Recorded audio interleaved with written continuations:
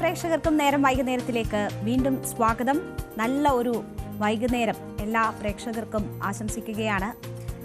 മതം മനുഷ്യനെ വേർപെടുത്താനുള്ളതല്ല, മനുഷ്യനെ കൂടുതൽ അടുപ്പിക്കാനുള്ളതാണ് എന്ന് പറഞ്ഞത് മഹാത്മാഗാന്ധിയാണ്.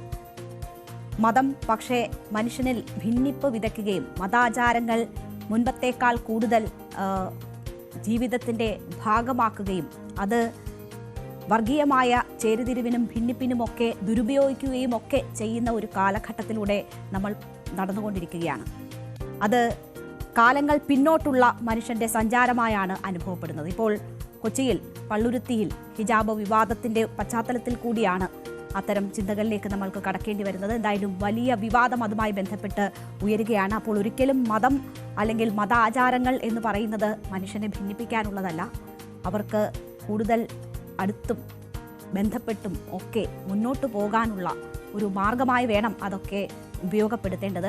എല്ലാ പ്രേക്ഷകർക്കും നേരം വൈകുന്നേരത്തിലേക്ക് സ്വാഗതം.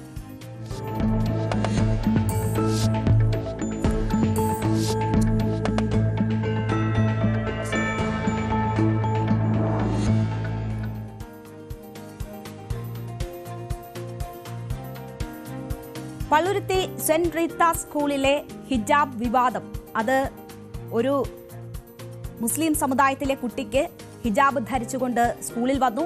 സ്കൂളിൽ അത് അനുവദിക്കുന്നില്ല, സ്കൂളിൻ്റെ ചട്ടങ്ങൾ അത് അനുവദിക്കുന്നില്ല എന്ന് ആ കുട്ടിയോട് സ്കൂൾ അധികൃതർ നിർബന്ധം പിടിക്കുന്നു. അങ്ങനെ അവിടെ ഭീഷണി ഉണ്ടാകുന്നു എന്ന് സ്കൂൾ അധികൃതർ പറയുന്നു. ഈ കുട്ടിക്ക് തുടർന്ന് പഠിക്കാൻ പറ്റുന്ന സാഹചര്യം ഉണ്ടാക്കണമെന്നാവശ്യപ്പെട്ട് പിതാവ് വിദ്യാഭ്യാസ മന്ത്രിക്കും മുഖ്യമന്ത്രിക്കും പരാതി നൽകുന്നു. ഈ വിഷയത്തിൽ മാനേജ്മെന്റ് കോടതിയെ ബന്ധപ്പെടുന്നു. സ്കൂൾ 2 ദിവസം അടച്ചിടാനുള്ള തീരുമാനത്തിനെതിരെ കോടതി രംഗത്ത് വരുന്നു. ഇതൊക്കെയാണ് നമ്മൾ കണ്ടത്.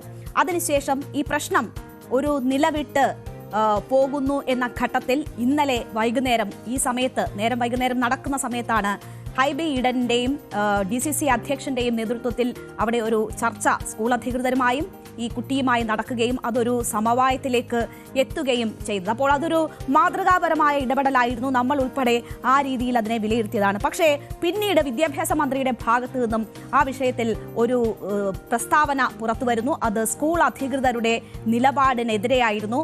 വിദ്യാഭ്യാസ ഉപഡയറക്ടർ നടത്തിയ അന്വേഷണത്തിൽ സ്കൂളിന്റെ ഭാഗത്ത് തെറ്റ് സംഭവിച്ചു എന്ന് കണ്ടെത്തുകയുണ്ടായി. ആ കുട്ടിക്ക് ഹിജാബ് ധരിച്ച് തന്നെ സ്കൂളിലെത്താനുള്ള അവസരമൊരുക്കണം എന്നത് ആ പ്രസ്താവനയിൽ വ്യക്തമായിരുന്നു. അതിന് സ്കൂളിന്റെ മറുപടിയും ആവശ്യപ്പെട്ടിരുന്നു. അതോടുകൂടി ഏതാണ്ട് തണുത്തു അവസാനിച്ചു എന്ന് പറഞ്ഞ വിവാദം വീണ്ടും ആളിക്കത്തുകയാണുണ്ടായത്.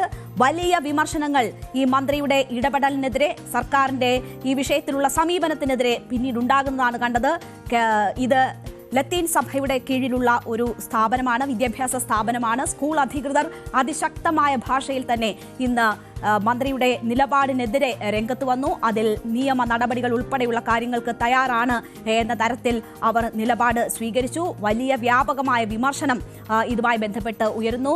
കത്തോലിക്ക കോൺഗ്രസ് മന്ത്രിയുടെ നിലപാടിനെതിരെ ശക്തമായ ഭാഷയിൽ രംഗത്ത് വരുന്നു എന്നത് വേണം നമ്മൾ മനസ്സിലാക്കാൻ. വിവേകമില്ലാത്ത ഇടപെടലാണ് ഈ വിഷയത്തിൽ മന്ത്രിയുടെ ഭാഗത്തു നിന്നും ഉണ്ടായത് എന്നതാണ് കത്തോലിക്ക കോൺഗ്രസ് ചൂണ്ടിക്കാട്ടിയിരിക്കുന്നത്. മറ്റ് ക്രൈസ്തവ സംഘടനകളുടെ ഭാഗത്തു നിന്നുമൊക്കെ വലിയ രീതിയിലുള്ള വിമർശനം ഇതിനെതിരെ ഉണ്ടാകുന്നു. സ്കൂൾ അധികൃതർ ഇനി എന്ത് നിലപാട് ഈ വിഷയത്തിൽ സ്വീകരിക്കുന്നു എന്നത് വളരെ പ്രധാനപ്പെട്ടതാണ്. ഇപ്പോൾ സ്കൂൾ അധികൃതർ ഒരു തരത്തിലും മന്ത്രിയുടെ നിർദ്ദേശം അനുസരിച്ച് മുന്നോട്ട് പോകുന്നില്ല എന്നതിന്റെ സൂചനകൾ നൽകിയിരിക്കുന്നു. സ്കൂൾ മാനേജ്മെന്റ് ഒപ്പം തന്നെ അവരുടെ അഭിഭാഷകരും അതിന്റെ സൂചനകൾ തന്നെയാണ് നൽകിയിരിക്കുന്നത്. എന്താണോ സർക്കാർ നിർദ്ദേശിച്ചിരിക്കുന്നത് ആ നിലയിൽ പറ്റില്ല മുന്നോട്ട് പോകാൻ, അത് കോടതിയിൽ ചലഞ്ച് ചെയ്യുക എന്നതാണ് അവർ എടുത്തിരിക്കുന്ന നിലപാട്. ഇന്നലെ ഈ കുട്ടിയുടെ അച്ഛൻ അനസ് മാധ്യമങ്ങളോട് പറഞ്ഞത്, ഈ കുട്ടി സ്കൂളിന്റെ തീരുമാനം എന്താണോ, അവിടുത്തെ നിയമാവലി എന്താണോ അതനുസരിച്ച് സ്കൂളിൽ എത്തും എന്ന കാര്യമായിരുന്നു സൂചിപ്പിച്ചിരുന്നത്. അതായിരുന്നു ഇന്നലെ ഉണ്ടായിരുന്ന പ്രശ്നപരിഹാരം. എന്നാൽ സർക്കാർ അനുകൂല നിലപാട് സ്വീകരിച്ചതോടുകൂടി ഈ കുടുംബം മറ്റൊരു നിലപാടിലേക്ക് പോകുന്നത് നമ്മൾ കണ്ടു. അപ്പോൾ ഇനി അറിയേണ്ടത് എന്താണ് സർക്കാർ നൽകിയ നിർദ്ദേശവുമായി ബന്ധപ്പെട്ട് സ്കൂളിന്റെ അടുത്ത നിലപാട് എന്നതാണ്. മാത്രവുമല്ല, ഈ വിഷയത്തിൽ ഈ കുടുംബം എടുക്കുന്ന നിലപാട് എന്താണ്? ഈ കുട്ടി ഇനി തുടർന്ന് സ്കൂളിൽ പഠിക്കുന്നുണ്ടോ? സ്കൂളിൽ കുട്ടി പഠിക്കാൻ തീരുമാനിച്ചാൽ ഹിജാബ് ധരിച്ചാണോ കുട്ടി എത്തുക? അല്ലാതെ എത്താനാണോ? എന്താണ് ഈ കുടുംബം എടുത്തിരിക്കുന്ന തീരുമാനം? ഇതാണ് വളരെ പ്രധാനപ്പെട്ടത്. ഏതായാലും വലിയ വിവാദമായതിനു ശേഷം മന്ത്രി ഇന്ന് അല്പം മയപ്പെട്ടാണ് പിന്നീട് മാധ്യമങ്ങളോട് സംസാരിച്ചത്. മന്ത്രിയുടെ ഇടപെടലിനെതിരെ അതിരൂക്ഷ വിമർശനം ക്രൈസ്തവ സഭ നേതൃത്വങ്ങളുടെ ഭാഗത്തു നിന്നും ഉണ്ടാകുമ്പോഴാണ് മന്ത്രി അല്പം പിൻവലിയുന്നത്. എന്തായാലും ഒരു സമവായമായില്ലേ, എന്നാൽ ഇനിയിപ്പോൾ അങ്ങനെയാവട്ടെ കാര്യങ്ങൾ എന്ന് പറഞ്ഞാണ് വിദ്യാഭ്യാസ മന്ത്രി ഇന്ന് ഈ വിഷയത്തിൽ പറഞ്ഞ് അവസാനിപ്പിച്ചത്. അപ്പോൾ വിദ്യാഭ്യാസ മന്ത്രി ഇന്നലെ കടുത്ത നിലപാടെടുക്കുന്നു, ഇന്ന് അല്പം മയപ്പെടുന്നു. അദ്ദേഹത്തിന്റെ വാക്കുകൾ കേൾക്കാം. ഗവൺമെന്റിന് വ്യക്തമാക്കാനുള്ളത് ഈ പ്രശ്നം അവിടെ വെച്ച് തീർക്കട്ടെ. അവിടെ ഇതിനിടയിൽ ഒരു ഒത്തുതീർപ്പ് പുറത്തുള്ള ജനപ്രതിനിധികളും പൊതുപ്രവർത്തകരെല്ലാം ചേർന്നുകൊണ്ട് ഒരു ഒത്തുതീർപ്പ് നടന്നതായി കേൾക്കുന്നു, പത്രങ്ങളിലൂടെ കേൾക്കുന്നു. ആ പ്രശ്നത്തിൽ വിഷയം തീർന്നെങ്കിൽ തീർന്നോട്ടെ. ഇപ്പോൾ ഞാൻ മനസ്സിലാക്കിയെടുത്തോളം കുട്ടിയുടെ രക്ഷകർത്താവ് പഴയ സ്റ്റാൻഡിൽ നിന്ന് മാറി ശിരോവസ്ത്രമില്ലാതെ തന്നെ കുട്ടിയെ സ്കൂളിൽ അയക്കാം എന്ന് സമ്മതിച്ചു എന്നാണ് പറയുന്നത്. അതോടുകൂടി പിന്നെ പ്രശ്നം തീർന്നല്ലോ, പ്രശ്നം തീർന്നു. പക്ഷെ ഒരു കാര്യം, ഈ ഗവൺമെന്റ് ഇക്കാര്യത്തിൽ ഇടപെട്ടത്, മുഖ്യമന്ത്രിയുടെ ഓഫീസ് ഇക്കാര്യത്തിൽ ഇടപെട്ടത്, ഒരു കുട്ടിയുടെ അവകാശം, അവനെ ക്ലാസ്സിലിരുന്ന് പഠിക്കുന്നതിന് വേണ്ടിയുള്ള അവകാശം നിഷേധിക്കുവാൻ ആർക്കും അവകാശമില്ല. എന്തിന്റെ പേരിലായിരുന്നാലും ആർക്കും അവകാശമില്ല. ആ അവകാശമില്ലാത്ത സാഹചര്യത്തിൽ നമുക്ക് ചെയ്യാൻ കഴിയുന്നത് എന്താ? കിട്ടിയ പരാതിയെ സംബന്ധിച്ചവർ അന്വേഷണം നടത്തുക. ആ അന്വേഷണത്തിന് റിപ്പോർട്ട് കിട്ടിയിട്ടുണ്ട്. ആ റിപ്പോർട്ട് നിയമാനുസരണം പിന്നെ റിപ്പോർട്ടിനുള്ളൊരു മറുപടി അവർ തരേണ്ടതായിട്ടുണ്ട്. ആ റിപ്പോർട്ട് അവർക്ക് കൊടുക്കും, അതിന് മറുപടി വാങ്ങുന്നതാണ്. മറുപടി വാങ്ങിയാലും പ്രശ്നം കൂടുതലിന് വഷളാക്കേണ്ട കാര്യമില്ല. പ്രശ്നം ഇതുവരെ അവസാനിപ്പിക്കുക. അവസാനിപ്പിച്ച ശേഷം ഭരണഘടന പറയുന്നതനുസരിച്ചും കോടതി വിധികൾക്കനുസരിച്ചും കേരള വിദ്യാഭ്യാസ നിയമം അനുസരിച്ചും ദേശീയ വിദ്യാഭ്യാസ നിയമം അനുസരിച്ചും സ്കൂൾ പ്രവർത്തിപ്പിക്കുന്നതിന് വേണ്ടി തയ്യാറാവണം. അതിലെല്ലാം അടങ്ങിയിട്ടുണ്ട്. ഇതായിരുന്നു ഈ മന്ത്രിക്ക് ഈ വിഷയത്തിൽ പറയാനുണ്ടായിരുന്നത്. ഭരണഘടന നൽകുന്ന അവകാശങ്ങൾ ലംഘിക്കാൻ ആർക്കും അധികാരമില്ല, വിദ്യാഭ്യാസം നിഷേധിക്കാനുള്ള അധികാരം സ്കൂളിനില്ല തുടങ്ങിയ കാര്യങ്ങളാണ് മന്ത്രി പറഞ്ഞത്. എന്നാൽ വിദ്യാഭ്യാസം നിഷേധിച്ചിട്ടില്ല കുട്ടിക്ക് എന്നതാണ് സ്കൂൾ മാനേജ്മെന്റ് പ്രതികരിക്കുന്നത്. ആ കുട്ടി ഇപ്പോഴും അവിടുത്തെ സ്റ്റുഡന്റ് ആണ് എന്ന് പറയുന്നു. പക്ഷേ എന്താണോ സ്കൂളിന്റെ മാനുവൽ ബൈലോയിൽ പറയുന്നത് അത് പാലിക്കാൻ, അത് അനുസരിക്കാനുള്ള ബാധ്യത കുട്ടിക്കുണ്ട് എന്ന കാര്യമാണ് സ്കൂൾ അധികൃതർ ആവർത്തിച്ച് പറയുന്നത്. പക്ഷേ സ്കൂൾ അധികൃതരുടെ ഈ ന്യായം മന്ത്രി പാടെ തള്ളിക്കളയുകയാണ്. 2018 ഹൈക്കോടതി വിധി തങ്ങൾക്ക് അനുകൂലമാണ്, അതനുസരിച്ചാണ് സ്കൂൾ പ്രവർത്തിക്കുന്നത് എന്നത് സ്കൂൾ മാനേജ്മെന്റ് ചൂണ്ടിക്കാട്ടുന്നു. അത് കോടതിക്ക് മുകളിലാണോ മന്ത്രിയുടെ വാക്കുകൾ എന്ന് ചോദിക്കുന്നു. കോടതി പറയുന്നതല്ല, താൻ പറയുന്നതാണ് പാലിക്കേണ്ടതെന്ന് പറയാൻ മന്ത്രിക്ക് എന്ത് അധികാരമാണ് ഉള്ളത് തുടങ്ങിയ ചോദ്യങ്ങൾ സ്കൂൾ അധികൃതരുടെ ഭാഗത്തുനിന്നും ഉയരുമ്പോഴും സ്കൂൾ അധികൃതരുടെ ഭാഗത്ത് വീഴ്ച സംഭവിച്ചു എന്ന നിലപാടിൽ ഉറച്ചു നിൽക്കുകയാണ് വിദ്യാഭ്യാസ മന്ത്രി. വിദ്യാഭ്യാസ ഉപഡയറക്ടറുടെ റിപ്പോർട്ട് അതാണ് സൂചിപ്പിക്കുന്നത്. ഹിജാബ് ധരിച്ചു വരരുതെന്ന് സ്കൂൾ നിയമാവലിയിൽ പറഞ്ഞിട്ടില്ല. വിഷയം കൈകാര്യം ചെയ്യാൻ ഫലപ്രദമായ PTA സ്കൂളിൽ ഇല്ല എന്നതും ഈ റിപ്പോർട്ടിൽ ചൂണ്ടിക്കാട്ടുന്നതായി മന്ത്രി പറഞ്ഞു. കുട്ടിയെ ശിരോവസ്ത്രം ധരിച്ചു എന്നതിന്റെ പേരിൽ പുറത്തു നിർത്തുവാനുള്ള തീരുമാനം ചട്ടവിരുദ്ധമാണെന്ന റിപ്പോർട്ട് വിദ്യാഭ്യാസ ഉപഡയറക്ടർ നൽകുകയുണ്ടായി. തലയിലെ ഷാൾ ചുറ്റി ശിരോവസ്ത്രം വരാൻ പാടില്ല എന്ന് കൃത്യമായി സ്കൂൾ നിയമത്തിൽ രേഖപ്പെടുത്താത്തത് എന്നുള്ള ചോദ്യത്തിന് കൃത്യമായ മറുപടി പറയാൻ സ്കൂൾ മാനേജ്മെന്റ് കഴിഞ്ഞിട്ടില്ല. 3. ശരിയായ രീതിയിൽ ഒരു PTA കമ്മിറ്റി ഉണ്ടായിരുന്നുവെങ്കിൽ ഇത്തരത്തിലൊരു പരാതിക്ക് ഇടവരില്ലായിരുന്നു. ബഹുമാനപ്പെട്ട കേരള WPC 1744/2016 വിധിയുടെ ഹൈക്കോടതിയുടെ അടിസ്ഥാനത്തിൽ കേരള സർക്കാർ 8/5/2024 2991/2024 പൊതുവിദ്യാഭ്യാസ വകുപ്പ് ഉത്തരവ് പ്രകാരം എല്ലാ സ്കൂളുകളിലും ഒരു ഫീ റെഗുലേറ്റിംഗ് കമ്മിറ്റി ഉണ്ടായിരിക്കേണ്ടതും ഇതിന്റെ മുന്നോടിയായി PTA ജനറൽ ബോർഡ് ചേർന്ന ഒരു PTA കമ്മിറ്റി രൂപീകരിക്കേണ്ടതും ആണെന്ന് അറിഞ്ഞിട്ടുണ്ടെങ്കിലും സ്കൂൾ മാനേജ്മെന്റിന്റെ താൽപര്യപ്രകാരം ക്ലാസ് വൈസ് PTA അംഗങ്ങളെ നോമിനേറ്റ് ചെയ്ത് അവരിൽ നിന്നും PTA എക്സിക്യൂട്ടീവ് അംഗങ്ങളെ തിരഞ്ഞെടുക്കുന്ന അശാസ്ത്രീയമായ രീതിയാണ് സ്കൂൾ പിന്തുടരുന്നത്. അതുമൂലം മാനേജ്മെന്റിന്റെ താൽപര്യം സംരക്ഷിക്കുന്ന PTA കമ്മിറ്റിയാണ് നാളിതുവരെ ചേർന്നിട്ടുള്ളത് എന്ന് മനസ്സിലാക്കാൻ കഴിയുന്നു. ഈ രീതി അടിയന്തരമായി തിരുത്തേണ്ടതാണ്. അപ്പോ ഇത് മന്ത്രി പറയുമ്പോൾ സ്കൂൾ അധികൃതർക്ക് വീഴ്ച സംഭവിച്ചു എന്ന കാര്യമാണ് മന്ത്രി സൂചിപ്പിക്കുന്നത്. എന്നാൽ മന്ത്രിയുടെ ഈ വാദങ്ങൾ പാടെ തള്ളുകയാണ് സ്കൂൾ മാനേജ്മെന്റ്. വിഷയം പഠിക്കാതെയാണ് മന്ത്രി ഇക്കാര്യത്തിൽ അഭിപ്രായം പറയുന്നത് എന്നതാണ് മാനേജ്മെന്റ് ചൂണ്ടിക്കാട്ടുന്നത്. മാത്രവുമല്ല, വിദ്യാഭ്യാസ ഉപഡയറക്ടറുടെ റിപ്പോർട്ടിൽ പറയുന്ന കാര്യങ്ങൾ കളവാണ് എന്ന് സൂചിപ്പിക്കുന്നു. ഈ കാര്യങ്ങളിൽ പറഞ്ഞ ഈ റിപ്പോർട്ട് പ്രകാരം പുറത്തിറങ്ങിയ സർക്കുലർ അത് അനുസരിക്കില്ല എന്നതാണ് സ്കൂൾ മാനേജ്മെന്റിന്റെ നിലപാട്. അതിനെതിരെ നിയമ പോരാട്ടത്തിനാണ് സ്കൂൾ മാനേജ്മെന്റ് തീരുമാനം എടുത്തിട്ടുള്ളത്. 2018 കേരള ഹൈക്കോർട്ട്, ബഹുമാനപ്പെട്ട കേരള ഹൈക്കോർട്ട് വിധി പ്രകാരം ഉള്ള നിലവിൽ അതങ്ങനെ തന്നെയാണ്. എന്ത് യൂണിഫോമിറ്റി കീപ്പ് ചെയ്യണം എന്നുള്ളത് അത് അഡ്മിനിസ്ട്രേറ്റർ ലെവൽ, മാനേജ്മെന്റ് ലെവൽ തന്നെയാണ് സ്വീകരിക്കണം. അത് നിലനിൽക്കുന്നുണ്ട്. Anyway we will follow management respective rules and regulation, the same institution, St. Rita's Public School. Surely we will follow that. ഇതിനപ്പുറം മന്ത്രി വാർത്താ സമ്മേളനത്തിൽ മറ്റൊരു കാര്യം കൂടി സൂചിപ്പിക്കുകയുണ്ടായി. ഇത് അൺഎയ്ഡഡ് സ്കൂളാണ് എങ്കിൽ പോലും NOC നൽകുന്നത് സംസ്ഥാന സർക്കാരാണ് എന്ന കാര്യം ഓർമ്മ വേണം എന്നതാണ് മന്ത്രി ഈ വിഷയവുമായി ബന്ധപ്പെട്ട് ഇന്ന് വാർത്താ സമ്മേളനത്തിൽ പറഞ്ഞത്. അതൊരു ഭീഷണിയായാണ് സ്കൂൾ മാനേജ്മെന്റ് കാണുന്നത്. മന്ത്രിയുടെ ഭീഷണി വിലപ്പോവില്ല എന്ന ഒരു നിലപാട് കൂടി സ്കൂൾ അധികൃതർ സ്വീകരിക്കുന്നു. അപ്പോൾ ന്യൂനപക്ഷ വിഭാഗങ്ങളുടെ സ്കൂളുകൾ പ്രവർത്തിപ്പിക്കേണ്ടത് എങ്ങനെ എന്നത് സംബന്ധിച്ചുള്ള കൃത്യമായ നിർദ്ദേശങ്ങൾ ഉള്ളപ്പോൾ മന്ത്രി അതിനു മുകളിൽ ഭീഷണിയുടെ സ്വരം ഉയർത്തുന്നു എന്നതാണ് ഈ ക്രൈസ്തവ സമൂഹത്തെ ചൊടിപ്പിച്ചിട്ടുള്ള കാര്യം. സ്കൂൾ മാനേജ്മെന്റ് അതിന് കൃത്യമായി തന്നെ നിലപാടെടുത്ത് രംഗത്ത് വരുന്നതാണ് കണ്ടത്. മന്ത്രിയുടേത് ഭീഷണിയാണ് എന്നതാണ് അവർ സൂചിപ്പിക്കുന്നത്. ഗവൺമെന്റ് കേന്ദ്രീയ സെൻട്രൽ സിലബസ് ഉള്ള അൺഎയ്ഡഡ് സ്കൂളാണ് എങ്കിലും ഇന്നിപ്പോ പുതുക്കേണ്ട സമയമാണ്. NOC പുതുക്കുന്നത് നമ്മളാണല്ലോ, വിദ്യാഭ്യാസ വകുപ്പാണല്ലോ പുതുക്കേണ്ടത്. അപ്പോൾ അതെല്ലാം കൂടെ കണക്കിലെടുത്തുകൊണ്ട് സഹകരിച്ച് മുന്നോട്ട് പോകുക. CBSE അഫിലിയേഷൻ സംബന്ധിച്ച് വിദ്യാഭ്യാസ മന്ത്രിയുടെ ശ്രദ്ധയിലേക്ക് ഒരു കാര്യം പോയിന്റ് ഔട്ട് ചെയ്യുന്നു. 2026-27 അക്കാദമിക് ഇയറിലേക്ക് CBSE അഫിലിയേഷനുള്ള NOC സ്റ്റേറ്റ് ഗവൺമെന്റിൽ നിന്നും വേണ്ട. ഇപ്പോൾ പുതിയ CBSE അഫിലിയേഷൻ പോളിസി പ്രകാരം NOCയുടെ ആവശ്യമില്ല, സ്റ്റേറ്റ് ഗവൺമെന്റിന്റെ NOCയുടെ ആവശ്യമില്ല CBSE അഫിലിയേഷന്. ഓക്കെ, അപ്പോൾ ഈ വിഷയത്തിൽ കൂടുതൽ നിയമ നടപടികൾ ഉണ്ടാകും എന്ന സൂചനകളാണ് സ്കൂൾ അധികൃതർ നൽകുന്നത്. മന്ത്രിയുടെ ഭീഷണി വിലപ്പോവില്ല എന്ന കാര്യം അവർ പറയുകയാണ്. ഈ സാഹചര്യത്തെ ഉപയോഗപ്പെടുത്താനുള്ള ശ്രമങ്ങൾ മറ്റു രാഷ്ട്രീയ പാർട്ടികളുടെ ഭാഗത്തു നിന്നുമുണ്ട്. അത് BJP പറയുന്നത് ഇപ്പോൾ മന്ത്രി അല്പം മയപ്പെട്ടത് അത് സർക്കാർ വർഗീയ ശക്തികൾക്ക് വഴങ്ങുന്നത് കൊണ്ടാണ് എന്നതാണ് BJP ഇതുമായി ബന്ധപ്പെട്ട് ചൂണ്ടിക്കാട്ടുന്ന വലിയ ആരോപണം. സർക്കാരിനെതിരെയാണ്. കാരണം ശക്തമായ നിലപാടിൽ നിന്ന് സർക്കാർ പിന്നോട്ട് പോയി എന്നുള്ളത് ചൂണ്ടിക്കാട്ടിക്കൊണ്ടാണ് ഈ വിമർശനം ഉയർത്തുന്നത്. മാത്രവുമല്ല SDPI ഈ സർക്കുലർ പുറത്തു വന്നപ്പോൾ അത് ഭരണഘടനാ അവകാശമാണ് ഹിജാബ് ധരിക്കുന്നത് എന്ന പരാമർശങ്ങൾ അതിൽ വന്നതുകൊണ്ട് തന്നെ ഇത് എല്ലാ സ്കൂളുകൾക്കും ബാധകമാക്കണം എന്ന ആവശ്യമാണ് SDPI ഈ വിഷയവുമായി ബന്ധപ്പെട്ട് ഉയർത്തുന്നത്. ഈ സാഹചര്യങ്ങളൊക്കെയാണ് രാഷ്ട്രീയമായി നിലനിൽക്കുന്നത്. ഇപ്പോൾ നമുക്കൊപ്പം ടോം കുര്യാക്കോസ് ഈ വാർത്തയുടെ വിശദാംശങ്ങളുമായി ചേരുകയാണ്.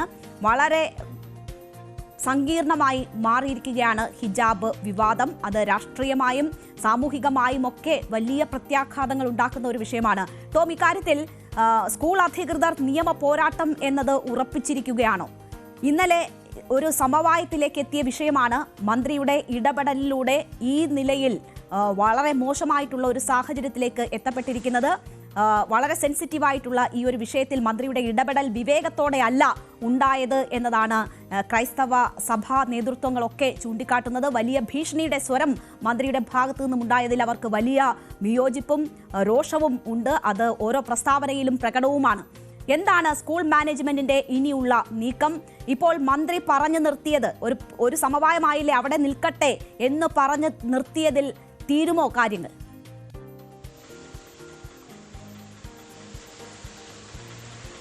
രേണുക, ഈ വിവാദം ഉയർന്ന ആദ്യ ദിവസം തന്നെ മന്ത്രി V. ശിവൻകുട്ടി അദ്ദേഹം പറഞ്ഞ കാര്യം, വ്യക്തമാക്കിയ കാര്യം ഇതായിരുന്നു. സ്കൂളിന്റെ ഭാഗത്തു നിന്ന് ചില ജാഗ്രതക്കുറവുണ്ടായി, വിവേകത്തോടു കൂടിയല്ല ഈ വിഷയത്തിൽ ഇടപെട്ടത്.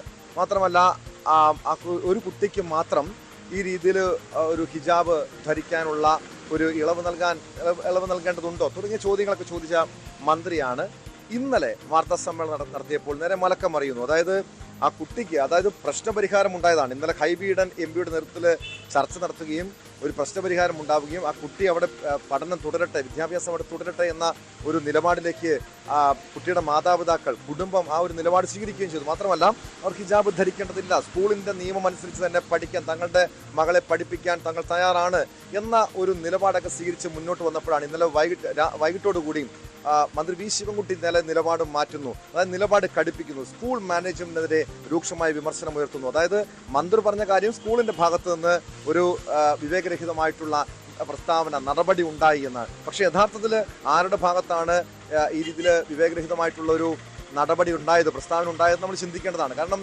മന്ത്രി വി ശിവൻകുട്ടി ഇന്നലെ നടത്തിയ പ്രസ്താവനയാണ് യഥാർത്ഥത്തിൽ കാര്യങ്ങൾ വഷളാകാൻ കാരണമായതെന്ന് തുറന്നു പറയേണ്ടി വരും.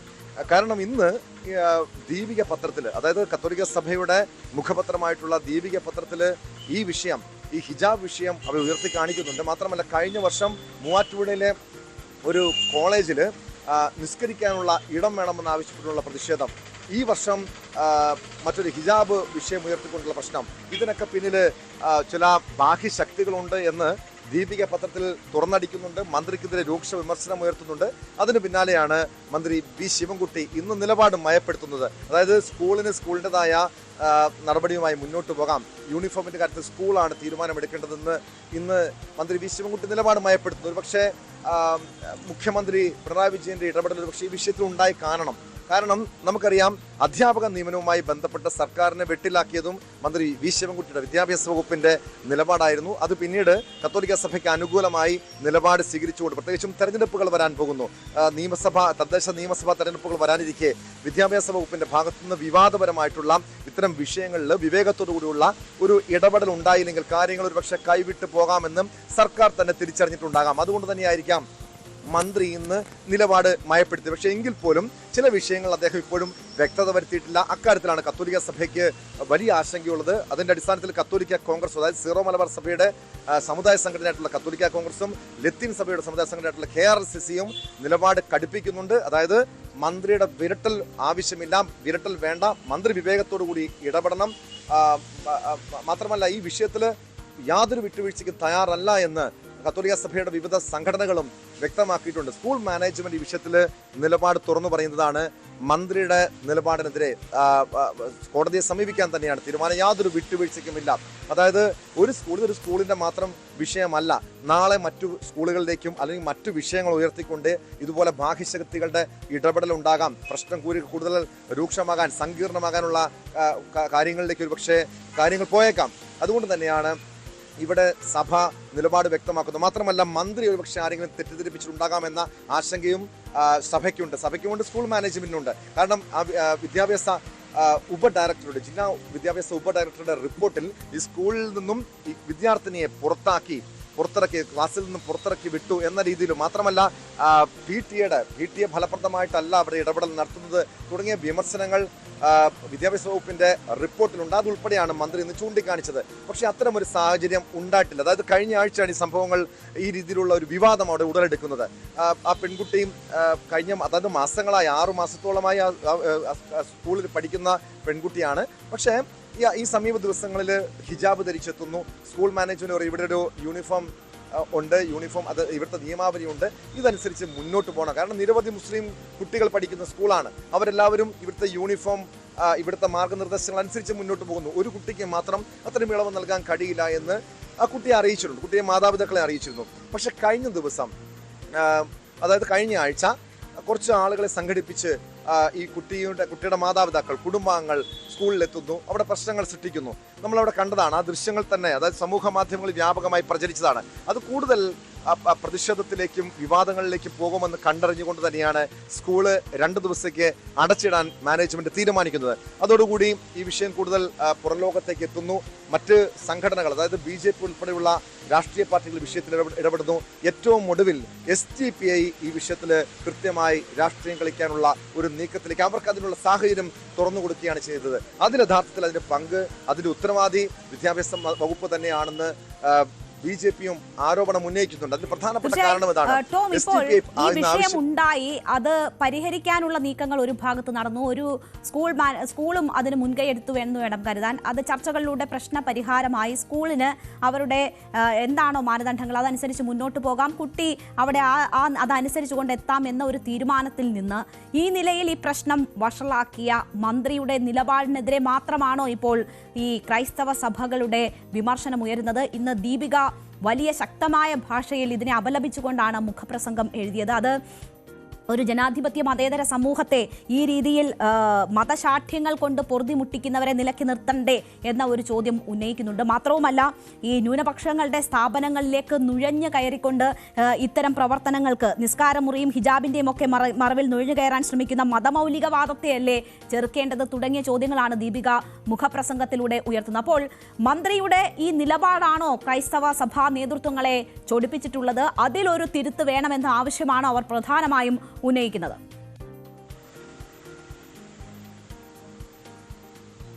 തീർച്ചയായും. കാരണം ഈ സമീപകാലത്ത് പ്രത്യേകിച്ച് ന്യൂനപക്ഷ വകുപ്പുകൾ അല്ലെങ്കിൽ ന്യൂനപക്ഷ സമുദായങ്ങൾ നടത്തുന്ന സ്ഥാപനങ്ങൾക്ക് മേൽ വിദ്യാഭ്യാസ വകുപ്പ് ഒരു കണിഞ്ഞാലിടാൻ ശ്രമിക്കുന്നുണ്ട് എന്നൊരു പരിഭവം സഭയ്ക്കുണ്ട്.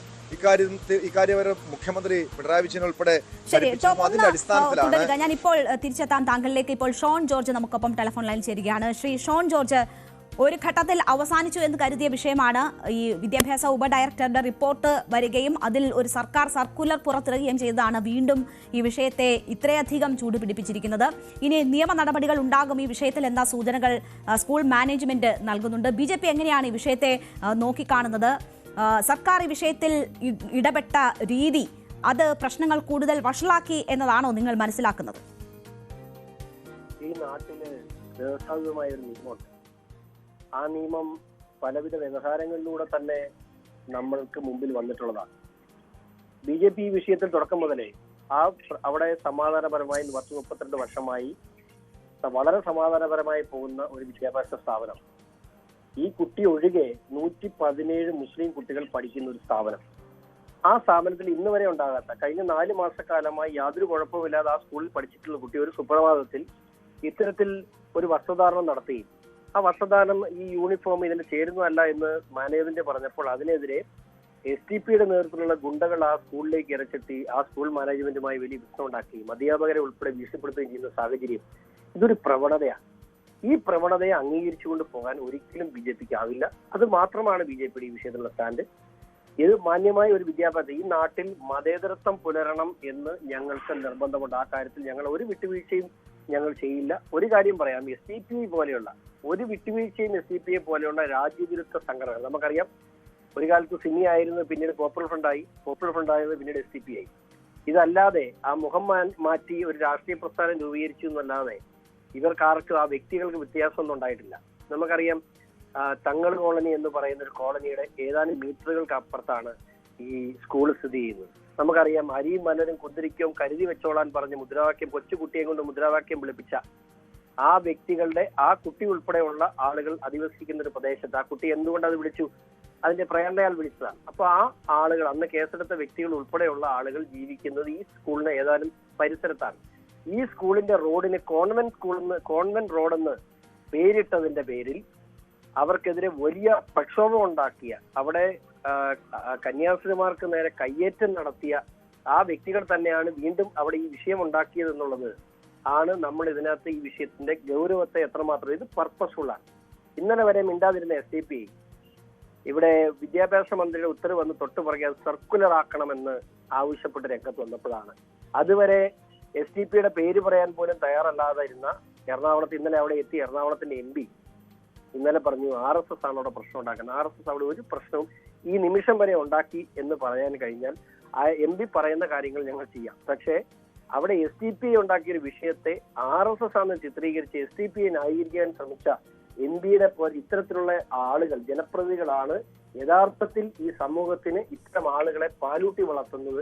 അവരുടെ നിലപാട് തിരുത്തിയില്ലെങ്കിൽ നാളെ അവർക്കും തിരുത്താൻ മേലാത്ത രീതിയിലേക്ക് ഈ രാജ്യം പോകും എന്ന് തീർച്ചയായും. പക്ഷേ മാത്രമാണ് ശ്രീ ഷോൺ ജോർജ് നോക്കൂ, ഇപ്പോൾ 2018 ഒരു ഹൈക്കോടതി വിധിയുടെ പിൻബലത്തിലാണ് സ്കൂൾ മാനേജ്മെന്റ് ഉൾപ്പെടെ ഈ ഒരു നിലപാട് ഈ വിഷയത്തിൽ സ്വീകരിക്കുന്നത്. അതിനപ്പുറം നമുക്കറിയാമല്ലോ, ഭരണഘടന നൽകുന്ന വ്യക്തിപരമായ അവകാശങ്ങൾ സംബന്ധിച്ചുള്ള ബോധ്യം നമുക്ക് എല്ലാവർക്കും ഉണ്ട്. അപ്പോൾ മതപരമായിട്ടുള്ള ഈ ഏത് വസ്ത്രം ധരിക്കുന്നതിനും ഒക്കെയുള്ള അവകാശങ്ങൾ ഭരണഘടന നൽകുന്നതാണ്. ഈ വിഷയത്തിൽ സുപ്രീം കോടതി ഒരു തീരുമാനം എടുക്കാനിരിക്കുന്നതേ ഉള്ളൂ. ഇതുവരെ ഉണ്ടായിട്ടുള്ളത് ഒരു ഭിന്നവിധിയാണ്. അത് 3-അംഗ ബെഞ്ച് ഇനി പരിഗണിച്ച് അതിലൊരു തീർപ്പ് കൽപ്പിക്കാനിരിക്കുന്ന സാഹചര്യമുള്ളൂ. അപ്പോൾ നമ്മുടെ പരമോന്നത കോടതിയിൽ ഇത് ഒരു തീർപ്പായ വിഷയമല്ല.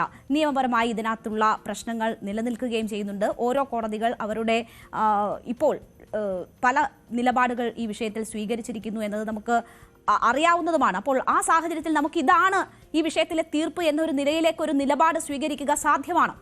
താങ്കളൊരു അഭിഭാഷകൻ കൂടിയാണല്ലോ. ബഹുമാനപ്പെട്ട ഹൈക്കോടതി വിധിയിൽ അത് വളരെ കൃത്യമായിട്ട് ആ വിധിയിൽ പരാമർശിച്ചിട്ടുള്ള ഒരു കാര്യം, ഭരണഘടനാപരമായ ഒരു വ്യക്തിയുടെ വസ്ത്രധാരണ സ്വാതന്ത്ര്യം തീർച്ചയായിട്ടും അയാൾക്ക് വലുതാണ്. അത് ഭരണഘടന അയാൾക്ക് വാഗ്ദാനം ചെയ്യുന്നതാണ്. എന്നാൽ ഒരു ന്യൂനപക്ഷ സ്ഥാപനത്തിന് അവരുടെ ആ സ്ഥാപനത്തിന്മേലുള്ള കാര്യങ്ങൾ തീരുമാനിക്കാനുള്ള അവകാശങ്ങൾ അതും ഭരണഘടന വാഗ്ദാനം ചെയ്യുന്നതാണ്. എന്നാൽ ഇതിനകത്ത് വലിയ ഗ്രേറ്റർ ജസ്റ്റിസ്, അതിന്റെ വാക്ക് അങ്ങനെയാണ് ഉപയോഗിച്ചിരിക്കുന്നത് എനിക്ക് തോന്നുന്നു. ഗ്രേറ്റർ ജസ്റ്റിസ്, ഒരു സ്ഥാപനമാണോ വ്യക്തിയാണോ വലുത് എന്ന ചോദ്യത്തിൽ ആ സ്ഥാപനത്തോട് ഇത് പരിഗണിച്ചൂടെ എന്ന് പറയാൻ പോലും കോടതിക്ക് കഴിയില്ല. കാരണം ആ സ്ഥാപനത്തിനാണ് അവകാശം എന്ന് വളരെ കൃത്യമായി കോടതിയുടെ വിധിയിൽ പറഞ്ഞിട്ടുണ്ട്. ഇപ്പൊ നിങ്ങൾ പറഞ്ഞ അപ്പീൽ, അതിന്റെ ബാക്കി കാര്യങ്ങളൊക്കെ പിന്നീട് കിടക്കുന്നത്. പക്ഷെ ഇപ്പോൾ നിലനിൽക്കുന്ന വിധി അനുസരിച്ച് 100% ഈ മാനേജ്മെന്റ് എടുത്ത നിലപാട് ശരിയാണ്. പക്ഷെ ഞാനൊരു കാര്യം ചോദിക്കട്ടെ, ആ കുട്ടി ഹിജാബ് ധരിക്കുന്നത്, എത്രയോ സ്കൂളുകളിൽ ഹിജാബ് ധരിച്ച് കുട്ടികൾ എത്തുന്നു, അതൊന്നും അല്ല ഇവിടുത്തെ വിഷയം. അവിടെ മനഃപൂർവ്വമായി ഒരു വർഗീയ ചേരിതിരിവ് ഉണ്ടാക്കാൻ SCP ഉണ്ടാക്കിയ ഒരു വിഷയത്തിന് ഇവിടുത്തെ കോൺഗ്രസും CPM-ഉം അവർക്ക് കൂട്ടുനിൽക്കുന്നു എന്നുള്ളതാണ് ഇവിടുത്തെ അടിസ്ഥാനപരമായി ഈ നാടിനെ ബാധിക്കുന്ന വിഷയം. അതാണ്, അതിനെ ആണ് BJP എതിർക്കുന്നത്. ശരി, ഷോൺ ജോർജ് ആണ് ഇപ്പോൾ നമ്മളോട് സംസാരിച്ചത്. എന്തായാലും BJP ഈ വിഷയത്തിൽ അതിശക്തമായ നിലപാട് തന്നെ സ്വീകരിക്കുകയാണ്. സർക്കാർ ഇപ്പോൾ ഈ വിഷയത്തിൽ സ്വീകരിച്ചിട്ടുള്ള സമീപനത്തെ അതിരൂക്ഷമായി വിമർശിക്കുകയാണ് ചെയ്തിരിക്കുന്നത്. ഇപ്പോൾ DCC president, Ernakulam DCC president Muhammad Shiyas വാർത്താ സമ്മേളനം നടത്തുകയായിരുന്നു. നമുക്കറിയാം, ഇന്നലെ ഷിയാസ് കൂടി ആ ഒരു മധ്യസ്ഥ ചർച്ചകളിൽ ഇടപെട്ടിരുന്നതാണ്. അതിനെ തുടർന്നാണ് കുട്ടി സ്കൂൾ അധികൃതർ നിർദ്ദേശിക്കുന്ന യൂണിഫോം ധരിച്ചുകൊണ്ട് സ്കൂളിലെത്തും എന്ന് കുട്ടിയുടെ പിതാവ് അനസ് ഉൾപ്പെടെ പറഞ്ഞിരുന്നത്. പക്ഷേ ഇപ്പോൾ അദ്ദേഹം വാർത്താ സമ്മേളനം നടത്തുമ്പോൾ അദ്ദേഹത്തോട് പ്രതികരണം തേടുമ്പോൾ ഈ വിഷയം കോൺഗ്രസ് ഓൾറെഡി പരിഹരിച്ചതാണെന്നും ആ വിഷയത്തിൽ ഇപ്പോൾ സംസാരിക്കുന്നില്ല എന്നുമാണ് മുഹമ്മദ് ഷിയാസ് പറയുന്നത്. കോൺഗ്രസ് ഈ വിഷയം പരിഹരിച്ചതാണ്, എന്തെങ്കിലും ഉണ്ടെങ്കിൽ പിന്നീട് ഈ വിഷയത്തിൽ അഭിപ്രായം പറയാം എന്നതാണ് ഈ വിഷയത്തിൽ മുഹമ്മദ് ഷിയാസ് സ്വീകരിക്കുന്ന ഒരു നിലപാട്. കോൺഗ്രസിന്റെ ഒരു സമീപനം അതാണ് എന്ന് നമുക്ക് കരുതാം. എന്തായാലും കോൺഗ്രസ് ഈ വിഷയത്തിൽ ഒരു ഇടപെടൽ നടത്തുകയും അവർ ഇരു സ്കൂൾ അധികൃതരുമായും ഒപ്പം തന്നെ ഈ കുട്ടിയുടെ മാതാപിതാക്കളുമായും സംസാരിക്കുകയും പ്രശ്നം പരിഹരിക്കുകയും ചെയ്തതാണ് എന്ന നിലപാട് അവർ ഉറച്ചു നിൽക്കുകയാണ്. അങ്ങനെ പരിഹരിക്കപ്പെട്ട വിഷയമാണ് സർക്കാർ ഇടപെടലിലൂടെ ഈ രീതിയിൽ ചർച്ച ചെയ്യപ്പെടുന്നത് എന്ന ഒരു കാര്യമാണ് അവർ ചൂണ്ടിക്കാട്ടാൻ ശ്രമിക്കുന്നത്. തീർച്ചയായും സർക്കാരിനെ സംബന്ധിച്ച് വിദ്യാഭ്യാസ മന്ത്രിയുടെ ഈ വിഷയത്തിലുള്ള ഇടപെടൽ സംബന്ധിച്ച് ക്രൈസ്തവ സഭകൾ വലിയ രീതിയിലുള്ള രോഷപ്രകടനം നടത്തുകയാണ്. മന്ത്രിയുടേത് NOC ഉൾപ്പെടെയുള്ള കാര്യങ്ങൾ ചൂണ്ടിക്കാട്ടി മന്ത്രി സ്വീകരിച്ചിട്ടുള്ള നിലപാട് ഭീഷണിയാണ് എന്ന തരത്തിലാണ് അവർ നിലപാടുകൾ സ്വീകരിക്കുന്നത്. വിവേകപൂർവമായിട്ടുള്ള ഒരു ഇടപെടലല്ല മന്ത്രിയുടെ ഭാഗത്തു നിന്ന് ഈ വിഷയത്തിൽ ഉണ്ടായിട്ടുള്ളത് എന്നത് ചൂണ്ടിക്കാട്ടുന്നു. മാത്രവുമല്ല, നിലവിൽ ഹൈക്കോടതിയിൽ നിന്നുണ്ടായിട്ടുള്ള ഉത്തരവ്, 2018 വന്നിട്ടുള്ള ഉത്തരവ് പ്രകാരം യൂണിഫോം ന്യൂനപക്ഷ സ്ഥാപനങ്ങൾക്ക് അവർ നിർദ്ദേശിക്കുന്ന യൂണിഫോം നിർബന്ധമാക്കിക്കൊണ്ട് സ്കൂളുകൾ പ്രവർത്തിപ്പിക്കാൻ കഴിയുന്ന സാഹചര്യമാണ് ഉള്ളത്. ആ താല്പര്യങ്ങളാണ് സംരക്ഷിക്കപ്പെടേണ്ടത് എന്ന ഒരു നിർദ്ദേശം ഹൈക്കോടതിയുടെ ഭാഗത്തു നിന്നും ഉള്ളപ്പോൾ അതിന് വിരുദ്ധമായി മന്ത്രി സ്വീകരിച്ച നിലപാടിനെതിരെയാണ് ഇപ്പോൾ ലത്തീൻ സഭയും കത്തോലിക്ക കോൺഗ്രസ് ഉൾപ്പെടെ രംഗത്ത് വരികയും അതിരൂക്ഷമായ വിമർശനങ്ങൾ ഉന്നയിക്കുകയും ചെയ്യുന്നത്.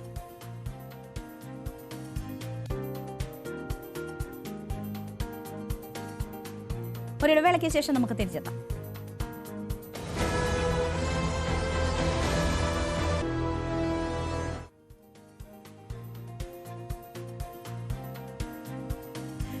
നമ്മളിനി ഫോക്കസ് വാർത്തകളിലേക്ക് പോവുകയാണ്. ഓപ്പറേഷൻ സിന്ദൂറുമായി ബന്ധപ്പെട്ടുള്ള ഒരു നിർണായക വെളിപ്പെടുത്തൽ ഉണ്ടായിരിക്കുന്ന ദിവസമാണ്. അത് നടത്തിയിരിക്കുന്നത് ഇന്ത്യയുടെ സൈനിക DGMO ആണ്. അത് പാകിസ്ഥാന് ഈ ഓപ്പറേഷൻ സിന്ദൂറിൽ അവരുടെ 100-ലധികം സൈനികരെ നഷ്ടപ്പെട്ടു എന്ന വെളിപ്പെടുത്തലാണ് DGMOയുടെ ഭാഗത്തു നിന്നും ഉണ്ടാകുന്നത്. ഇന്ത്യൻ സൈന്യത്തിലെ military operations director general lieutenant general Rajiv Ghai ആണ് ഈ വെളിപ്പെടുത്തൽ നടത്തിയിരിക്കുന്നത്. അത് ഐക്യരാഷ്ട്രസഭയുടെ സമാധാന സേനയിൽ അംഗങ്ങളായ 34 രാഷ്ട്രങ്ങളുടെ സേനാ മേധാവിമാരുടെ സമ്മേളനത്തിലാണ് രാജീവ് ഖായ് ഇക്കാര്യം തുറന്നു പറയുന്നത്. നമുക്കറിയാം, പഹൽഗാമിൽ ഏപ്രിൽ 22-ന് 26 മനുഷ്യരുടെ ജീവനെടുത്ത ഭീകരാക്രമണത്തിന് പകരമായാണ് ഇന്ത്യ ഓപ്പറേഷൻ സിന്ദൂർ നടത്തിയത്. ഓപ്പറേഷൻ സിന്ദൂറിന്റെ ഭാഗമായി പാകിസ്ഥാന് കനത്ത ആഘാതമേൽപ്പിക്കാൻ ഇന്ത്യക്ക് കഴിഞ്ഞു എന്നത് സൈനിക നേതൃത്വങ്ങൾ ഇതിനോടകം തന്നെ വ്യക്തമാക്കിയിട്ടുള്ളതാണ്. വാർത്താ സമ്മേളനം വിളിച്ചു തന്നെ ആ കാര്യങ്ങൾ വ്യക്തമാക്കപ്പെട്ടിട്ടുള്ളതാണ്. അപ്പോഴും എത്രയധികം ആഘാതം പാകിസ്ഥാന് നേരിട്ടു എന്നതിന്റെ വെളിപ്പെടുത്തലുകൾ ഓരോ ഘട്ടങ്ങളിലായി ഇങ്ങനെ പുറത്തു വന്നുകൊണ്ടിരിക്കുകയാണ്. നേരത്തെ വ്യോമസേന മേധാവി ഇതുമായി ബന്ധപ്പെട്ടുള്ള കുറെ തുറന്നു പറച്ചിലുകൾ നടത്തിയത് നമ്മൾ കേട്ടതാണ്. അവിടെയാണ് ഇപ്പോൾ ഈ DGMO കൂടുതൽ വിവരങ്ങൾ ഇതുമായി ബന്ധപ്പെട്ട് പുറത്തുവിടുന്നത്. ഈ ആക്രമണം 4 ദിവസം നീണ്ടു നിന്നതാണ്. അതിനപ്പുറം പാകിസ്ഥാൻ ഈ ആക്രമണവുമായി മുന്നോട്ട് പോവുകയായിരുന്നുവെങ്കിൽ അവർക്ക് കനത്ത വില നൽകേണ്ടി വരുമായിരുന്നു എന്ന കാര്യം കൂടി DGMO ചൂണ്ടിക്കാട്ടുന്നുണ്ട്. ഏതായാലും എന്തൊക്കെയാണ് പാകിസ്ഥാന് വന്നിട്ടുള്ള നഷ്ടങ്ങൾ എന്നത് DGMO ചൂണ്ടിക്കാട്ടുന്നത് ഇങ്ങനെയാണ്. പാകിസ്ഥാന് 100-ലധികം സൈനികരെ ഈ ഓപ്പറേഷനിൽ നഷ്ടപ്പെട്ടു. പാക് സ്വാതന്ത്ര്യ ദിനത്തിൽ പാകിസ്ഥാൻ മരണാനന്തര ബഹുമതികൾ നൽകിയതിന്റെ എണ്ണം നോക്കിയാൽ ലോകരാഷ്ട്രങ്ങൾക്ക് ഇക്കാര്യം വ്യക്തമാകും എന്ന ഒരു കാര്യം കൂടി പറയുകയാണ്. 100-ലധികം സൈനികർക്കാണ് അവിടെ മരണാനന്തര ബഹുമതി നൽകിയത് ഈ സ്വാതന്ത്ര്യ ദിനത്തിൽ. അത് ഓപ്പറേഷൻ സിന്ദൂറിൽ ഇന്ത്യൻ ആക്രമണത്തിൽ മരിച്ചു വീണ സൈനികർക്കാണ് ആ മരണാനന്തര ബഹുമതി ലഭിച്ചിരിക്കുന്നത് എന്നതാണ് രാജീവ് ഖായ് ചൂണ്ടിക്കാട്ടിയിരിക്കുന്നത്. 5 യുദ്ധവിമാനങ്ങൾ ഉൾപ്പെടെ 12 വിമാനങ്ങൾ പാകിസ്ഥാന് നഷ്ടപ്പെട്ടു. അവരുടെ 11 വ്യോമ കേന്ദ്രങ്ങൾ ഇന്ത്യ ആക്രമിച്ചു. 8 വ്യോമത്താവളങ്ങൾ, 3 ഹാങ്കറുകൾ, 4 റഡാറുകൾ എന്നിവ തകർത്തു എന്ന് പറയുന്നു. ഏതാണ്ട് 300 കിലോമീറ്ററിലധികം ദൂരത്തിൽ നടന്ന ലോകത്തെ തന്നെ ഏറ്റവും ദൈർഘ്യമേറിയ കര-വ്യോമ ആക്രമണമായിരുന്നു ഓപ്പറേഷൻ സിന്ദൂറിൽ നടന്നത് എന്നത് കൂടി രാജീവ് ഖായ് ചൂണ്ടിക്കാട്ടുകയാണ്. മെയ് 9-നും 10-നും ഇടയിലെ രാത്രിയിൽ ഇന്ത്യൻ വ്യോമസേന 1-ലധികം പാക് വ്യോമത്താവളങ്ങളിൽ കൃത്യമായ ആക്രമണം നടത്തി എന്നത് അദ്ദേഹം ചൂണ്ടിക്കാട്ടുന്നു. 4 ദിവസത്തെ സൈനിക ഏറ്റുമുട്ടലിന് ശേഷം പാകിസ്ഥാൻ വെടിനിർത്തലിന് ശ്രമിച്ചു. പാകിസ്ഥാന്റെ ഭാഗത്തു നിന്നാണ് വെടിനിർത്തലിനുള്ള ആദ്യ കോൾ വരുന്നത്. അത് പാകിസ്ഥാനാണ് അങ്ങനെ ഒരു സന്നദ്ധത മുന്നോട്ട് വെച്ചത് എന്നത് നമുക്കറിയാം. അപ്പോൾ 4 ദിവസത്തിന് ശേഷം പാകിസ്ഥാന്റെ ഭാഗത്തു നിന്ന് അങ്ങനെ ഒരു വെടിനിർത്തലിനുള്ള ശ്രമമുണ്ടായപ്പോൾ ഇന്ത്യൻ നാവികസേന എല്ലാ ഓപ്പറേഷനും സജ്ജമായിക്കൊണ്ട് അറേബ്യൻ കടലിൽ നടപടികൾക്ക് തയ്യാറായിരിക്കുന്ന ഘട്ടമായിരുന്നു എന്നത് കൂടിയാണ് DGMO ഇപ്പോൾ ചൂണ്ടിക്കാട്ടുന്നത്. അതായത് 4 ദിവസമാകുന്നു, അതിനപ്പുറം ഒരു ഓപ്പറേഷനിലേക്ക് അല്ലെങ്കിൽ സൈനിക നടപടികളിലേക്ക് കാര്യങ്ങൾ നീണ്ടേക്കാമെന്ന് ഇന്ത്യ കണക്ക് കൂട്ടിയിരുന്നു. അത് അങ്ങനെ സംഭവിക്കുകയാണെങ്കിൽ പാകിസ്ഥാന് കനത്ത പ്രഹരം ഏൽപ്പിക്കാനുള്ള എല്ലാ തയ്യാറെടുപ്പോടും കൂടി ഇന്ത്യൻ നാവികസേന അറേബ്യൻ കടലിൽ തയ്യാറായി നിൽക്കുകയായിരുന്നു എന്നത് കൂടിയാണ് DGMO ചൂണ്ടിക്കാട്ടുന്നത്. അദ്ദേഹത്തിന്റെ ആ വാക്കുകൾ നമുക്കൊന്ന് കേൾക്കാം. എന്തായിരുന്നു ഓപ്പറേഷൻ സിന്ദൂർ, എന്താഘാതങ്ങൾ പാകിസ്ഥാൻ അത് നൽകി, എത്ര നഷ്ടം പാകിസ്ഥാൻ ഉണ്ടായി, ഇന്ത്യയുടെ തുടർ നടപടികൾക്കുള്ള സന്നദ്ധത എന്തായിരുന്നു എന്നതിന്റെ തുറന്നു പറച്ചിലാണ് DGMO നടത്തിയത്. Even after the 2 DGMOs had spoken, and I think it's only congenital and in the vein of the enemy that we have to go back on their word. And the drones came after the 2 DGMOs had spoken, and there was some kind of an understanding to cease hostilities.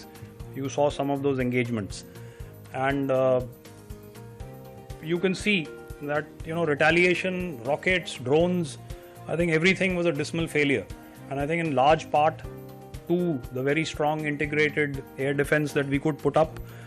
And you can see on the left that a variety and class of drones was utilized in an attempt to cause casualties and damage to men and material. But everything was a dismal failure.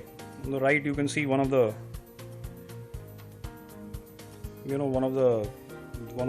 missiles that was utilized. ഐക്യരാഷ്ട്ര സമാധാന സേനയിൽ അംഗങ്ങളായ 34 രാഷ്ട്രങ്ങളുടെ സേനാ തലവന്മാർക്ക് മുന്നിലാണ് ഇന്ത്യയുടെ DGMO ഈ കാര്യങ്ങൾ വിശദീകരിക്കുന്നതെന്ന് ഓർക്കണം. മാത്രവുമല്ല, തെളിവുകൾ ഇന്ത്യ അന്നു മുതൽ തന്നെ പുറത്തുവിടുന്നതാണ്. ഇവിടെയും ആ തെളിവുകൾ ചൂണ്ടിക്കാട്ടിക്കൊണ്ട് ഉള്ള വ്യക്തതയാണ് ഇന്ത്യ വരുത്തുന്നത്. പാകിസ്ഥാൻ എത്രമാത്രം നാശനഷ്ടങ്ങൾ ഇതിൽ ഉണ്ടാക്കിയെന്നത്. ഒരു കാര്യം കൂടി രാജീവ് ഖായ് ചൂണ്ടിക്കാട്ടുന്നുണ്ട്. അത് പാകിസ്ഥാൻ വെടിനിർത്തലിനുള്ള സന്നദ്ധത ഇങ്ങോട്ട് അറിയിക്കുകയായിരുന്നു. ആ ഘട്ടത്തിൽ ഇന്ത്യ എല്ലാ തരത്തിലുമുള്ള തയ്യാറെടുപ്പോടുകൂടി അറേബ്യൻ കടലിൽ ഇന്ത്യയുടെ നാവികസേന നിലയുറപ്പിച്ചിട്ടുണ്ടായിരുന്നു. അത് എസ്കലേറ്റ് ചെയ്യാനായിരുന്നു പാകിസ്ഥാന്റെ നീക്കം എങ്കിൽ പാകിസ്ഥാന് കനത്ത ആഘാതം ഇന്ത്യ വരുത്തിയേനെ എന്ന് കൂടി അദ്ദേഹം ചൂണ്ടിക്കാട്ടുന്നു. ഒരു ദിവസം കൂടി ആ ഏറ്റുമുട്ടൽ തുടർന്നിരുന്നു എങ്കിൽ അത് പാകിസ്ഥാൻ ഉണ്ടാക്കാൻ പോകുന്ന നഷ്ടം വളരെ വലുതാണ് എന്നത് പാകിസ്ഥാന് തന്നെ ബോധ്യമുള്ള ഘട്ടത്തിലാണ് ഒരു വെടിനിർത്തലിലേക്ക് കാര്യങ്ങൾ നീണ്ടത് എന്നത് വ്യക്തമാക്കുന്നതാണ് രാജീവ് ഖായുടെ വാക്കുകൾ. This of course then led us to swing the Indian Air Force into action, and in precision strikes that they carried out on the night of the 9th and 10th of May. Now we hit 11 of their air bases, and of late I think the air chief has spoken about that. If you see, 8 air bases, 3 hangars and 4 radars were damaged. Pakistani air assets were destroyed on the ground. So we know for sure that one C-130 class of aircraft and one AEW, 4 to 5 fighter jets, and of course there were assets that were also destroyed in air, and we now know that the world's longest ever ground to air kill at 300 kilometers plus, and 5 of course high tech fighters. I think the impunity with which these attacks were carried out is what is significant. അപ്പോൾ ഈ യുദ്ധം അല്ലെങ്കിൽ ഈ ഏറ്റുമുട്ടൽ തുടരാൻ പാകിസ്ഥാൻ തീരുമാനിച്ചിരുന്നുവെങ്കിൽ അത് പാകിസ്ഥാന് വലിയ ദുരന്തം വരുത്തിവെച്ചേനെ എന്ന് ഇന്ത്യയുടെ DGMO പറയുകയാണ്. അത് ഏതെങ്കിലും ഒരു മേഖലയിൽ നിന്നല്ല, കര, നാവിക, വ്യോമ മേഖലകളിൽ വലിയ ആഘാതം സൃഷ്ടിക്കാനുള്ള എല്ലാ തയ്യാറെടുപ്പും ഇന്ത്യയുടെ സൈന്യം സ്വീകരിച്ചിരുന്നു എന്നതാണ് അദ്ദേഹം സൂചിപ്പിക്കുന്നത്. അപ്പോൾ പാകിസ്ഥാൻ ആ ഘട്ടം അല്ലെങ്കിൽ എന്താണ് സംഭവിക്കാൻ പോകുന്നത് എന്ന് മുൻകൂട്ടി കണ്ടിട്ടാകണം ആ ഘട്ടത്തിൽ വെടിനിർത്തലിന് അവരുടെ ഒരു സന്നദ്ധത ഇങ്ങോട്ട് പ്രകടിപ്പിക്കുകയും ഇന്ത്യ അതിനനുസൃതമായി പ്രതികരിക്കുകയും ചെയ്തത്. അപ്പോൾ ആ ഘട്ടത്തിൽ നമ്മൾ ഒരുപാട് ഉയർന്നു കേട്ടതാണ് DGMO എന്ന പദം. അത് ഇന്ത്യൻ മിലിറ്ററിയിലെ ഒരു ഉയർന്ന സ്ഥാനമാണ്. DGMO ആണ് ഈ കാര്യങ്ങൾ വിശദീകരിക്കുന്നത്. DGMO, പാകിസ്ഥാന്റെ DGMO ഇന്ത്യയുടെ DGMOയെ വിളിച്ചുകൊണ്ടാണ്, ഡയറക്ടർ ജനറൽ ഓഫ് മിലിറ്ററി ഓപ്പറേഷൻസിനെ വിളിച്ചുകൊണ്ടാണ് ഈ വെടിനിർത്തലിനുള്ള സന്നദ്ധത അറിയിക്കുന്നത്. അങ്ങനെയുള്ള ആശയവിനിമയങ്ങൾ സാധാരണയായി നടക്കാറുള്ളതാണ്. ആ ആശയവിനിമയത്തിലൂടെയാണ് വെടിനിർത്തലിലേക്ക് കാര്യങ്ങൾ എത്തിയത് എന്നത് നമ്മൾ ആ ഘട്ടത്തിൽ അറിഞ്ഞതാണ്. ആ ഘട്ടത്തിൽ ഈ ഒരു സൈനിക പോസ്റ്റുമായി ബന്ധപ്പെട്ട് കൂടുതൽ ചർച്ചകൾ, അല്ലെങ്കിൽ അപ്പോഴാണ് ഇത് കൂടുതൽ ശ്രദ്ധയിൽ വരുന്നത്. ആ DGMO ആണ് ഇപ്പോൾ കാര്യങ്ങൾ വിശദീകരിക്കുന്നത്. ഇന്ത്യയുടെ കര, നാവിക, വ്യോമസേനകളുടെ ഏകീകരണം നടത്തുന്നത് DGMO ആണ്. ഈ യുദ്ധം അല്ലെങ്കിൽ ഏറ്റുമുട്ടലുകളുടെ ഘട്ടത്തിൽ എന്താണ് ഓരോ സേനാ വിഭാഗങ്ങളും ചെയ്യേണ്ടത് എന്നത് നിർദ്ദേശിക്കുകയും ആ പ്രവർത്തനം ഏകോപിപ്പിക്കുകയും ചെയ്യുന്നത് DGMOയാണ്.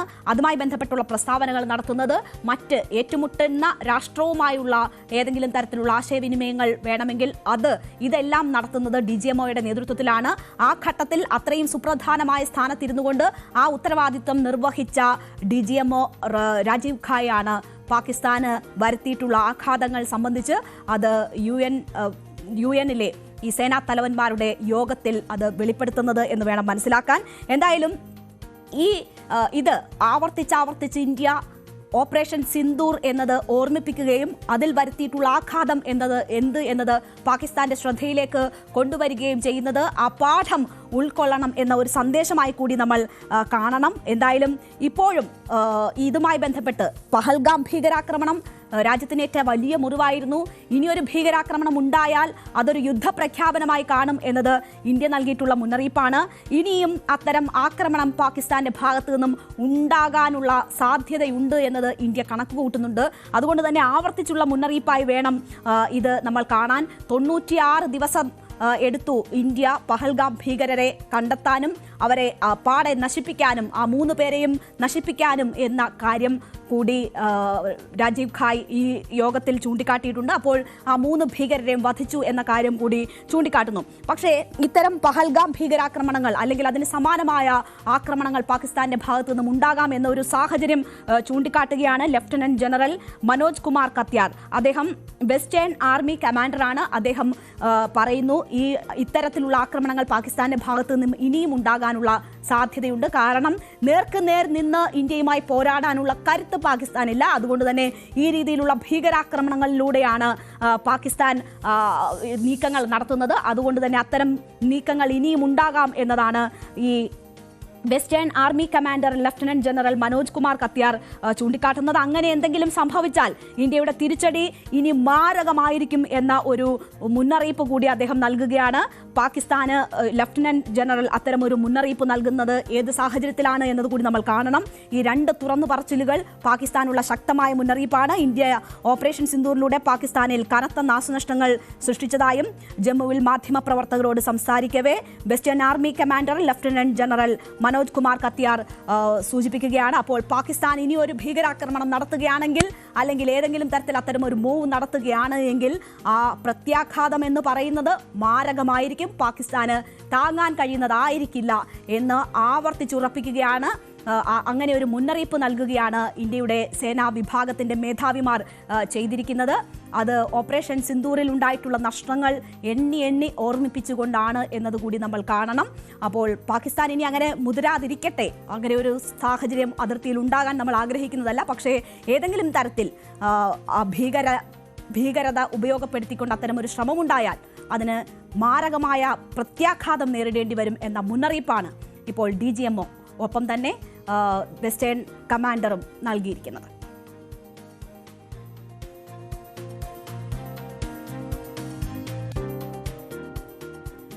ഗസയിൽ സമാധാന ശ്രമങ്ങൾ ഊർജിതമാക്കി സമാധാന കരാർ നിലവിൽ വന്നു. പക്ഷേ സ്ഥിതിഗതികൾ ഇപ്പോഴും സാധാരണ നിലയിലേക്കായിട്ടില്ല എന്നതാണ് വരുന്ന വിവരങ്ങൾ. അത് വാക്കുപാലിക്കാൻ ഹമാസ് തയ്യാറായിട്ടില്ല എന്ന് ഒരു ഭാഗത്തു നിന്ന് വിമർശനം ഉയരുന്നു. ഇസ്രായേൽ വാക്കുപാലിക്കുന്നില്ല, കരാർ ലംഘനങ്ങൾ ഇസ്രായേലിന്റെ ഭാഗത്തു നിന്നും ഉണ്ടാകുന്നു എന്ന് തിരിച്ചും ആരോപണങ്ങൾ ഉയരുകയാണ്. ഇവിടെ ഏറ്റവും പ്രധാനപ്പെട്ട വെല്ലുവിളി എന്ന് പറയുന്നത് ഈ ബന്ദി കൈമാറ്റവുമായി ബന്ധപ്പെട്ടാണ് ഉടലെടുത്തിരിക്കുന്നത്. അത് 48 പേരുടെ കൈമാറ്റം എന്നതായിരുന്നു ഈ കരാറിൽ പറഞ്ഞിരുന്നത്.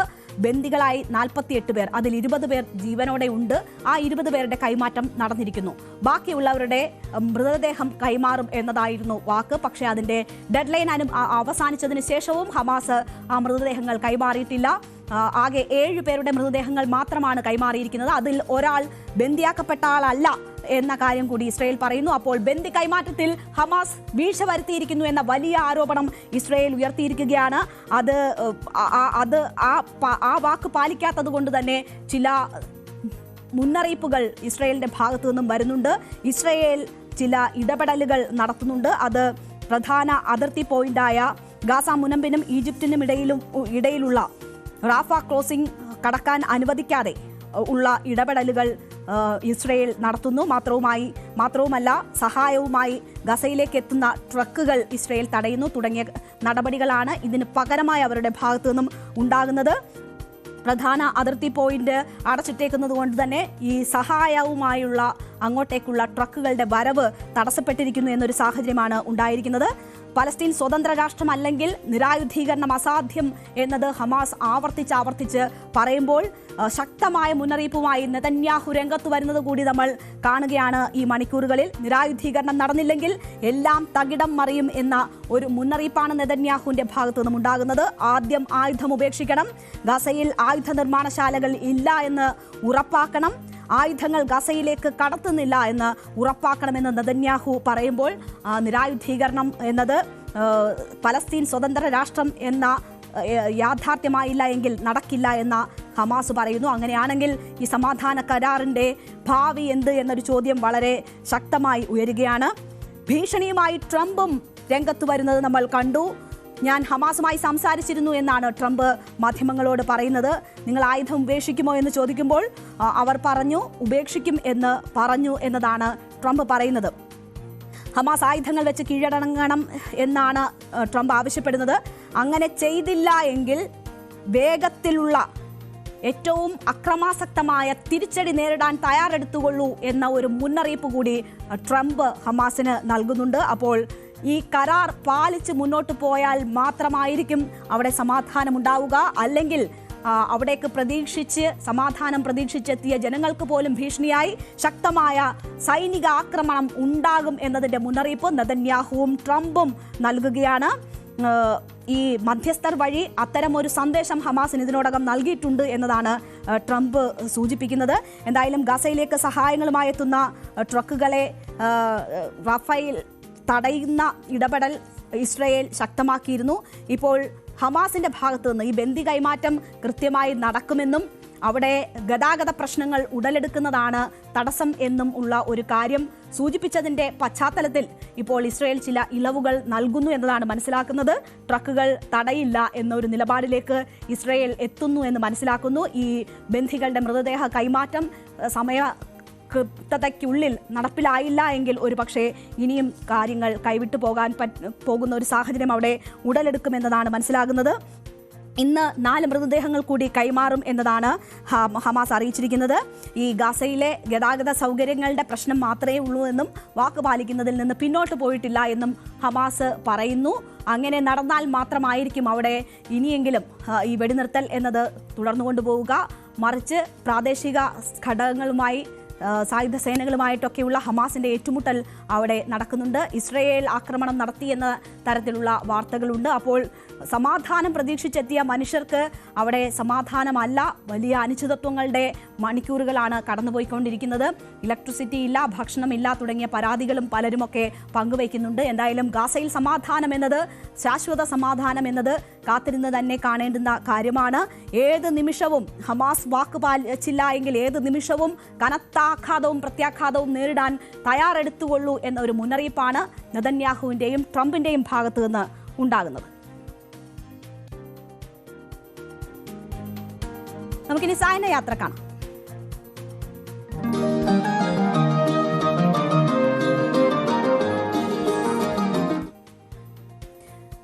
ഈ തിരുവനന്തപുരത്ത് നമുക്ക് വളരെ പെട്ടെന്ന് സായനം ചെലവഴിക്കാൻ പോയിരിക്കാൻ പറ്റുന്ന ഒരു സ്ഥലമാണ് പത്മനാഭസ്വാമി ക്ഷേത്രത്തിന് മുൻവശത്തുള്ള ആ പത്മതീർത്ഥ കുളവും അതിൻ്റെ ഭാഗങ്ങളും.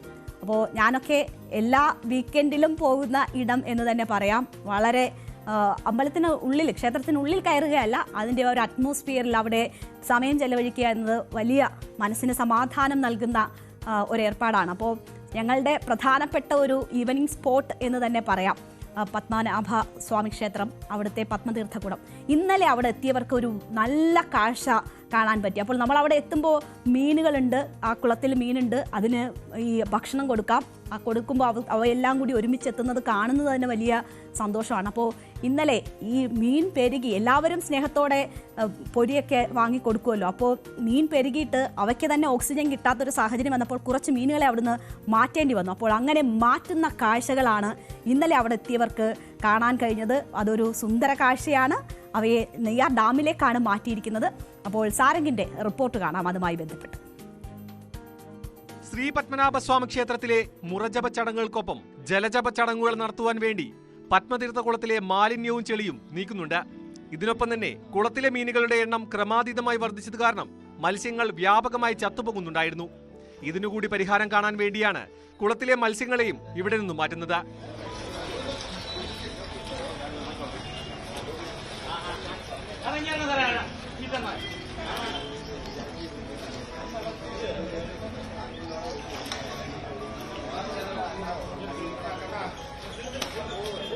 കുളത്തിലെ മീനുകളുടെ എണ്ണം വർദ്ധിച്ചത് മൂലം ഓക്സിജൻ അളവ് കുറഞ്ഞതാണ് മത്സ്യങ്ങൾ ചത്തുപൊങ്ങാൻ കാരണം. ഇതിന് പരിഹാരമായി ഇറിഗേഷൻ വകുപ്പിന്റെയും ഫിഷറീസ് വകുപ്പിന്റെയും നേതൃത്വത്തിലാണ് മത്സ്യങ്ങളെ ഇവിടെ നിന്നും മാറ്റിയത്. മുറജപവുമായി ബന്ധപ്പെട്ട് ഈ അമ്പലക്കുളം ശുദ്ധീകരിക്കുന്നതിന്റെ ഭാഗമായും അത് മാത്രമല്ല മത്സ്യത്തിന്റെ ആധിക്യം കൂടുതലുണ്ടെന്ന് മനസ്സിലാക്കുന്നതിന്റെ ഭാഗമായിട്ട് കുറച്ച് മത്സ്യങ്ങളെ ഇവിടുന്ന് മാറ്റണം എന്നുള്ള ഒരു നിർദ്ദേശത്തിന്റെ അടിസ്ഥാനത്തിൽ നമ്മൾ അരുവിക്കരയിലെ ഇറിഗേഷൻ വകുപ്പുമായി ബന്ധപ്പെടുകയും ഇവിടെ നിന്ന് കാർപ്പ് ഇനത്തിൽപ്പെട്ട മത്സ്യങ്ങളെ അരുവിക്കരയിലെ മീനൂട്ട് എന്ന ആ ഒരു നടക്കുന്ന സ്ഥലത്തേക്ക് മാറ്റുകയും അതുപോലെ തിലാപ്പിയ ഇനത്തിൽപ്പെട്ട മത്സ്യം നമുക്ക് ഓപ്പൺ വാട്ടറിലേക്ക് തുറന്നുവിടാൻ പറ്റാത്തത് കൊണ്ട് നമ്മളതിനെ നെയ്യാഡാമിലെ നമ്മുടെ തന്നെ ഹാച്ചറിയിലെ കുളമുണ്ട് അവിടേക്ക് മാറ്റുകയാണ് ചെയ്യുന്നത്. സന്നദ്ധ സേവനയുടെ അടക്കം സേവനം ഉൾപ്പെടുത്തിക്കൊണ്ട് മത്സ്യങ്ങളെ ജീവനോടുകൂടിയാണ് ഇവിടെ നിന്നും മാറ്റിയത്. ഇന്നലെ ഇവിടെ എത്തിയ ഭക്തർക്ക് ഇതൊരു അപൂർവ കാഴ്ചയായി മാറി.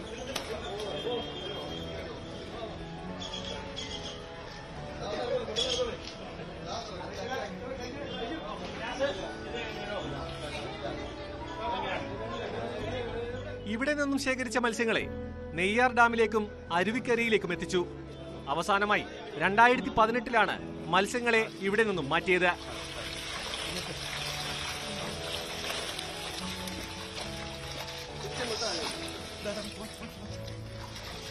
ന്യൂസ് 18 തിരുവനന്തപുരം.